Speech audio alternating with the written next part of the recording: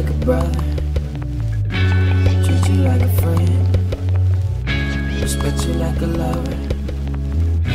Alam mo naman na hindi ko talaga to ginagawa na magsalita o mag-express ng emotions ko lalo sa maharap ng maraming tao. Pero kasal natin eh. We started young, full of dreams, full of questions, and full of love. Habang sinusulat ko to, unang pumasok sa puso't isip ko na sobra-sobra ako nagpapasalamat sa Panginoon sa pagsagot niya sa mga panalangin ko na mapakasalan ko.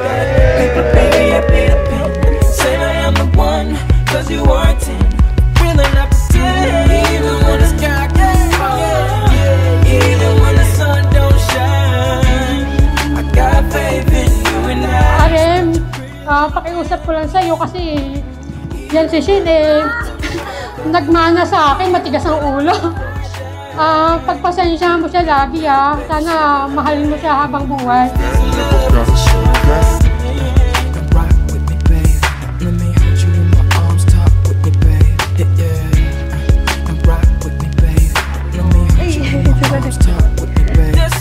Bata niya na. Tagal mo magsulat eh. Arem, sa wakas, nandito na tayo. Hindi ko akalaing darating ang araw na ito. Sobrang swerte ko, nasa harap mo ako ngayon bilang asawa mo.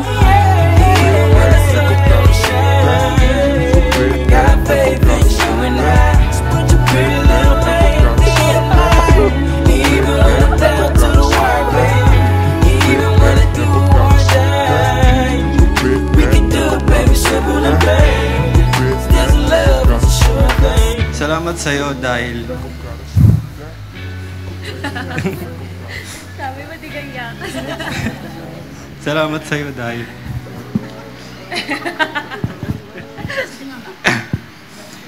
Ikaw ang dahilan ng buhay ko araw-araw.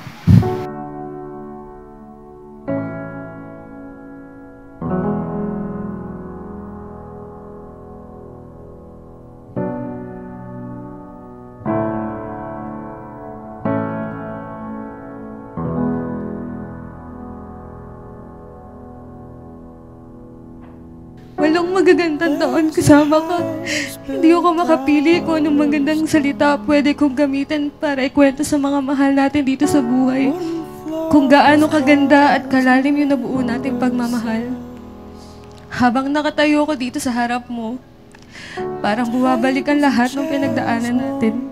Sana yung turingan ninyo, yung pagiging close ninyo ay hindi magbabago bilang magkaibigan. At ngayon, magiging mag-asawa na kayo sa harapan ng Panginoon. Wala na pa yung flowers. This is a place where I feel home. Umiyak din siya. Huwag ka mag-cry.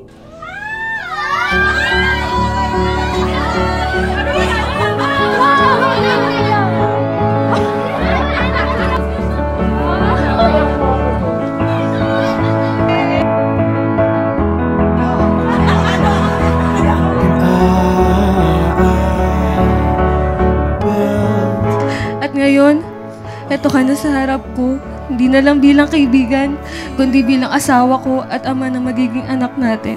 So today, I vow to love you with everything I am, for everything that you are.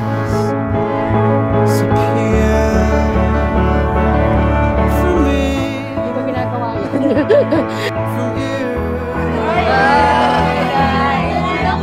Hindi na madami yung bridesmaids. Hindi mo dami ko tayo.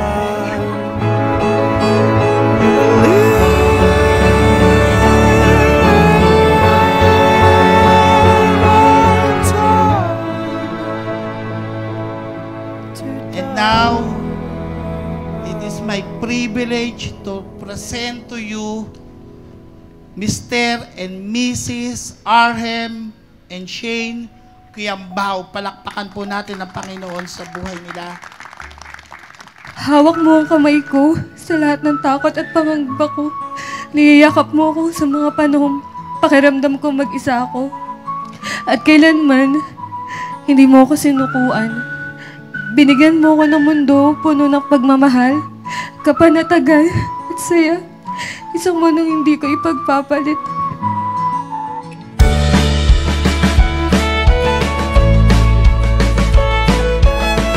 Bilang first time na ako. Sabi ko, huwag yung papakita si mama. Salamat sa laging sa pagsuporta mo. Salamat sa pagmamahal. Salamat sa pagtitiis. Salamat dahil lagi kang nandyan para suportahan ako. Lagi kitang na-appreciate. Ikaw pa rin ang nilalaman ng mga panalangin ko.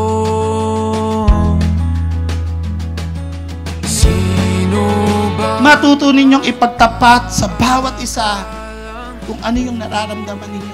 Maging bukas kayo sa isa't isa. Salamat sa pagtupad ng pangako mo sa akin. Hindi ko makakalimutan lahat ng ginawa mo para matupad ang kasal na akala ko doon ay imposible lang nangyari. Kahit ika'y mapalayo sa piling ko, ikaw pa rin ang pipiliin ko.